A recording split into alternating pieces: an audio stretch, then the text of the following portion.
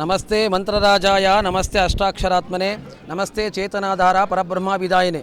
ಸಜ್ಜನ ಭಕ್ತ ಬಂಧುಗಳೇ, ಡಿ ವಿ ಗುಂಡಪ್ಪನವರು ಕಗ್ಗದಲ್ಲಿ ಹೇಳ್ತಾರೆ, ದೇವಮಂದಿರ ಭಜನೆ ಪೂಜೆ ಪ್ರಸಾದಗಳು ಜೀವನದ ಅಲಂಕಾರ ಮನಸ್ಸಿನುದ್ಧಾರ, ಭಾವವಂಶುಲ್ಲ ಜಗದಿಂಬಿಡಿಸಿ ಮೆಲುಯುವುದು ಆವುದಾದೊಡಮೊಳಿತ ಮಂಕುತಿಮ್ಮ. ದೇವಸ್ಥಾನ, ಭಜನೆ, ಸ್ತೋತ್ರ ಪಠಣ, ಧ್ಯಾನ ಇವೆಲ್ಲವೂ ಕೂಡ ನಮ್ಮ ಜೀವನಕ್ಕೆ ಅಲಂಕಾರ.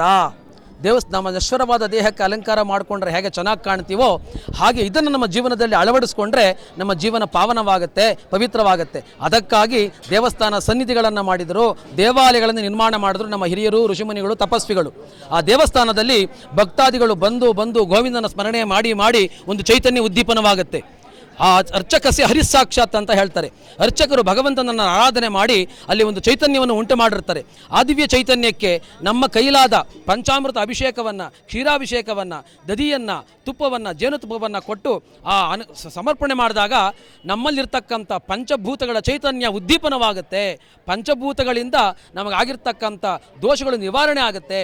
ಆ ಉದ್ದೇಶಕ್ಕಾಗಿ ನಾವು ಈ ಪಂಚಭೂತಗಳಲ್ಲಿ ನಾವು ಮಾಡಿರ್ತೀವಲ್ಲ ದೋಷ, ಅದೆಲ್ಲ ನಿವಾರಣೆ ಆಗುತ್ತೆ. ಆ ಉದ್ದೇಶಕ್ಕಾಗಿ ಭಗವಂತನಿಗೆ ಪಂಚಾಮೃತ ಅಭಿಷೇಕ, ಭಗವಂತನಿಗೆ ಕಲ್ಯಾಣೋತ್ಸವ ಮಾಡೋದ್ರ ಮೂಲಕ ಲೋಕ ಕಲ್ಯಾಣ, ಇಂಥ ಪವಿತ್ರವಾದ ಕಲ್ಯಾಣೋತ್ಸವವನ್ನು ಅಲ್ಪರಾದ ನಮಗೆ ಪ್ರೇರಣೆ ಕೊಟ್ಟು ನಡೆಸ್ಕೊಡ್ತಾ ಇದ್ದಾನೆ ಭಗವಂತ.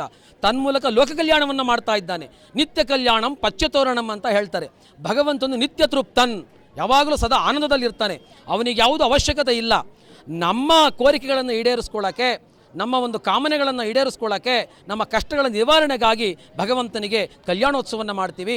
ಅಂಥ ಅದ್ಭುತವಾದ ಅಭಿಷೇಕ, ಕಲ್ಯಾಣೋತ್ಸವ ನಮ್ಮ ಆನೇಕಲ್ ತಾಲೂಕಿನ ರಾಮಕೃಷ್ಣಾಪುರದಲ್ಲಿ ವೈಭವವಾಗಿ ನಡೆದಿದೆ. ಶ್ರೀನಿವಾಸ ಸಾಕ್ಷಾತ್ ವೈಕುಂಠದಿಂದ, ತಿರುಪತಿಯಿಂದ ಬಂದು ಇಲ್ಲಿ ಸಾನ್ನಿಧ್ಯ ಮಾಡಿದ್ದಾನೆ. ಬೇಕಾದಷ್ಟು ಭಕ್ತರಿಗೆ ಅದು ಅನುಭವವಾಗಿದೆ. ಹಾಗೆ ಎಲ್ಲರೂ ಕೂಡ ರಾಮಕೃಷ್ಣಾಪುರಕ್ಕೆ ಬನ್ನಿ, ರಾಮಕೃಷ್ಣ ಸ್ವರೂಪಿಯಾಗಿರ್ತಕ್ಕಂಥ ಶ್ರೀನಿವಾಸನ ದರ್ಶನವನ್ನು ಮಾಡಿ ಮಹಾಪ್ರಸಾದವನ್ನು ಸ್ವೀಕಾರ ಮಾಡಿ ಅವನ ಕೃಪೆಯನ್ನು ತಗೊಳ್ಳೋದಕ್ಕೆ ಎಲ್ಲರೂ ಕೂಡ ಸ್ವತಂತ್ರರು. ಸರ್ವರಿಗೂ ಕೂಡ ಸುಸ್ವಾಗತ. ಗೋವಿಂದನ ಪಾದಕ್ಕೆ ಗೋವಿಂದ.